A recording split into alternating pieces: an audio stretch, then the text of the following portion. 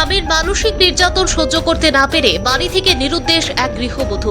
জানা যায়, গোলাঘাটে বিধানসভার অন্তর্গত কাঞ্চনমালা বাজার সংলগ্ন এলাকার সরস্বতী সরকারের মেয়ে প্রিয়া সরকার ওরফে পায়েলের গত 5 বছর আগে কমলাসাগর বিধানসভার অন্তর্গত পাণ্ডবপুর এলাকার অভিজিৎ দাসের সাথে সামাজিকভাবে বিয়ে হয়েছিল। এরই মধ্যে গত 17 ফেব্রুয়ারি অর্থাৎ শনিবার গৃহবধূ প্রিয়া সরকার পাণ্ডবপুরস্থিত তার স্বামীর বাড়ি থেকে নিখোঁজ হয়ে যায়। সেদিনই প্রিয়ার স্বামী অভিজিৎ দাস প্রিয়ার বাবার বাড়ির লোকজনদেরকে ঘটনাটি জানায়। সমস্ত জায়গায় খোঁজাখুঁজি করার পরেও গৃহবধূ প্রিয়া সরকারের কোনো সন্ধান না পেয়ে নিখোঁজ গৃহবধূর স্বামীর বাড়ি এবং বাবার বাড়ির তরফ থেকে পৃথকভাবে আমতলী থানায় নিখোঁজ ডায়েরি করে। পুলিশ তাদেরকে আশ্বস্ত করেছে তাকে খুঁজে বের করার চেষ্টা করবে।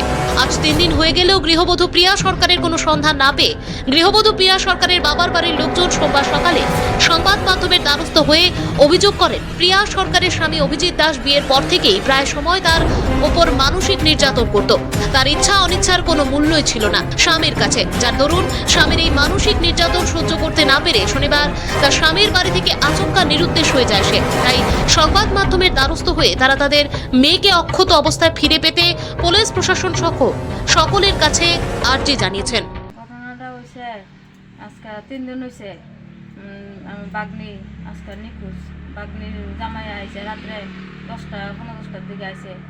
সেটা প্রথম গেছে আমার বাগনের বাইককে হেন খোঁজ করে আইছে, কইছে হেন নাই। আমরা বাড়িতে আইছে সেটা কইতাছে আমি মামা কই, আমি কই বাইরে। তারপর কইতাছে এই ফাইলটা তো পাওয়া যাইতেছে না। আর কি নাম এমনি বাইতাম না ফাইলটা কি। আচ্ছা আচ্ছা। তো মানে কইতাছে এটা তো পাওয়া যাইতেছে না। তাহলে কি হয়েছে পাওয়া যাইতেছে না, কি কারণে কোনো কাজে রাজ্যে হয়েছি নি বা কি কারণে হ্যাঁ বাড়িতে নাই।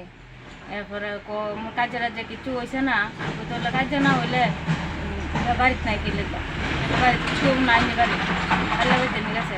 তো আমি বামুরটা কাজও গেছি, কাজের থেকে বাড়িতে আইছি। সেটা তো বাইকে হরণ দিতেছি। এরপরে কেউ গেট খুলে না, অন্য দিন খুললে ভাই লোক গেট খুলে বা আমার বইনেও খুলে। এরপরে দিন কেউ খুলে না গেট। এরপরে বইনে অনেকক্ষণ পরে বলে গিয়ে সেটা গেট খুলছে পরে তখন কইতাছে কই পাইল কই। এরপরে কইতাছে বদি তো হয়ে গেল মনে ঘুমা, আমি তো মোবাইল টিপতে ঘুমাই গেছি গা। বইনটা কইতাছে। কোন জায়গাতে বিয়ে দিয়েছিলেন? পাণ্ডবপুর। এটা কোন জায়গাতে? পাণ্ডবপুরে ব্রিজটা যে আছে না, ব্রিজটা নেমে সামনের দিকে যে রাস্তাটা গেছে নিচের দিকে, এটা সুলিংটা। হ্যাঁ, স্বামীর নাম কি? স্বামীর নাম অভি দাস। কি অভিজিৎ দেয় না, অভি দেয় আমার না, অভিটাকে একেবারে তো এরকম আর কি। তো এরপরে কইছে পারে, তো আমি এরপরে গেছি তখন খুঁজেছি আর কি। মারা তো চা বানাই দিয়ে গেছে, সন্ধ্যার সময় চা খাইছে, ফাইল চাটা বানাই দিছে। বিয়ে দিছিলেন যে কয় বছর হইব? বিয়ে দিছে যে মানে এটা তো মানে 4-5 বছর হয়ে যাবো গা। প্রথম লকডাউন যখন আসলো তখন বিয়ে হয়েছে। আচ্ছা আচ্ছা। আপনার এই এলাকাটার নাম কি? কাঞ্চনমালা লক্ষ্মীশ্বর। মানে কি কারণে নিখোঁজ হইতে পারে বা কি মনে হয় আপনার? আমরা মনে হয় যে কোনো একটা আঘাত না পাইলে তো হ্যাঁ বাড়ি ছেড়ে যাইতে পারে না।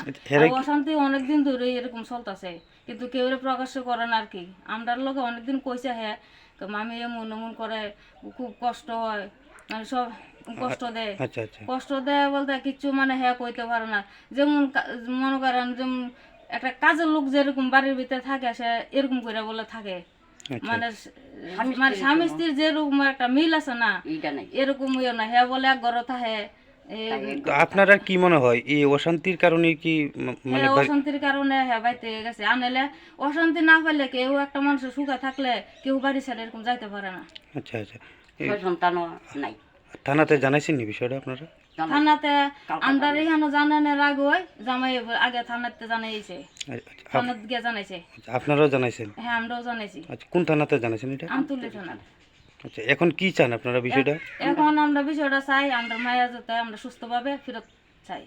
আচ্ছা, মানে যে নিখোঁজ এর মা বাবা আসেনি? হ্যাঁ বাবা আছে, বাবা থাকা মানে আগে অত আগে এরকম খোঁজ খবর এরকম কথা না, কোন চাই হয়েছে বলছে মা বাবা আছে সৎমা। আচ্ছা হ্যাঁ, নিজের মা নাই। আমরা মামার বাড়ি বড় হয়েছে হ্যাঁ এখানে ছোটবেলা থেকে এখানে লই আইছে, কিন্তু এ মা ও মানে ইয়ে করে। Bureau report, news Democratic voice Tripura.